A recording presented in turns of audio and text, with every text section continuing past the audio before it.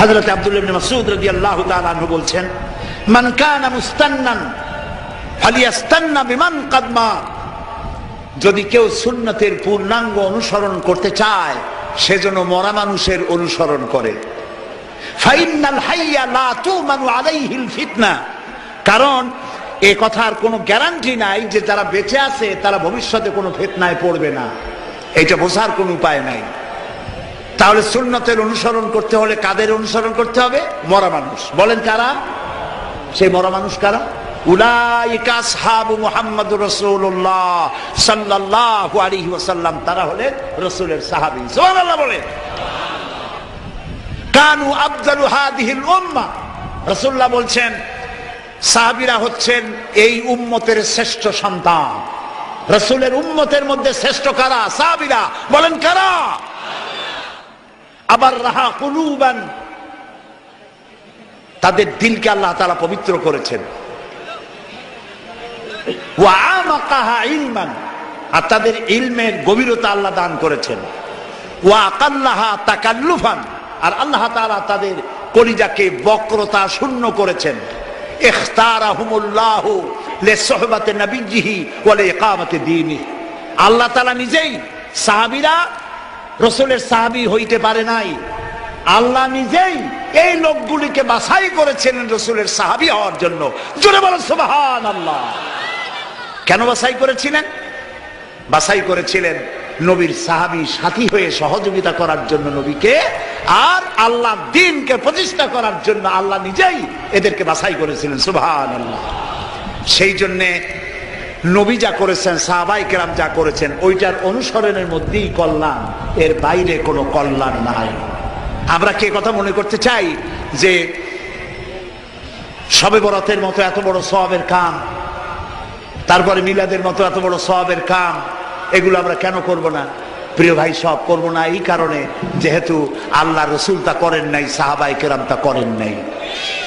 আমরা ওই কাজ করতেই পারি না যেই কাজের মধ্যে আল্লাহ রসুল এবং সাহাবায়ে কেরাম, যেটা স্পষ্টভাবে সহিহ হাদিস কর্তৃক প্রমাণিত নয়, আমরা তা করতে পারি না। বলেন করতে পারি না। নামাজ, নামাজ, এই নামাজ আমাদের অনেকেরই নামাজ হয় না। রাসূলুল্লাহ বলেছেন, সাল্লু কামা রাআইতুমুনি উসাল্লি, নামাজ পড়ো সেইভাবে যেভাবে আমাকে নামাজ পড়তে দেখো। এটা শ্রেষ্ঠ ইবাদত। মুরগির দানার মতো খাওয়ার নাম ইবাদত নয়। মুরগির দানা খাওয়া দেখছেন তো? কথা না কইলে বুঝি কি? এই যে ঠক্কর ঠক্কর লাগাইতেই থাকে। সেজদা একটা দিয়া আর একটা দেওয়ার জন্য মোটেও সময় নেই। আরেকটা রুকু দিয়া দাঁড়াবার আগেই সেজদা, সেজদা শেষ হওয়ার আগে আরেকটা সেজদা। নামাজ হয় নাই। তাদিলে আরকান করা, তাদিল মানে বরাবর করা।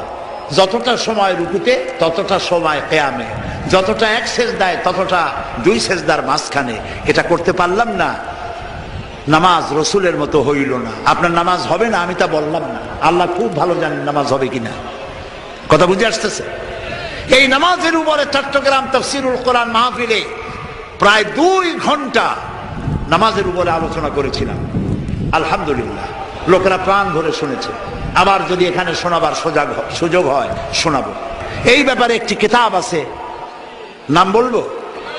বর্তমান বিশ্বের শ্রেষ্ঠ হাদিস বিশারদ আল্লামা নাসিরউদ্দিন আলবানী রাহমাতুল্লাহ আলাইহি, তার লেখা সালাতুর রসুল, রসুল্লাহর নামাজ, একটি বই আছে।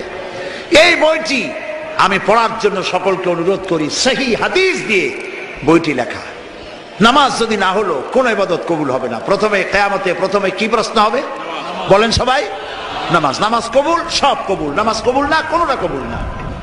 প্রিয় ভাই সব, আল্লাহর নবী বলেছেন, লা দীনা লিমান লা সালাতা লাহু, যার কাছে নামাজ নাই তার কাছে দ্বীন নাই।